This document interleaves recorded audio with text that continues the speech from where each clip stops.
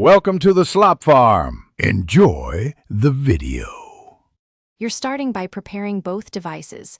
Plug them in and connect to a reliable Wi-Fi network.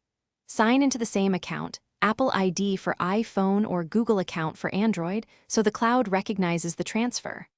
Once done, open Settings and turn on iCloud Backup or Google Drive Backup. Make sure app data, photos, and messages are selected. Initiate a manual backup now so you have a fresh snapshot. This saves time later and reduces risk of missing recent changes during migration. Now you move the backup to the new phone. For iPhone, use Quick Start and follow the on-screen pairing and restore prompts. For Android, use the built-in Transfer Tool or Google Drive Restore. Select which categories to restore: apps, photos, messages, accounts, and monitor the progress bar until it reaches 100%. Make sure to reauthorize accounts and enable permissions. After transfer, open a few apps and view recent photos to confirm critical data arrived intact before you wipe the old device.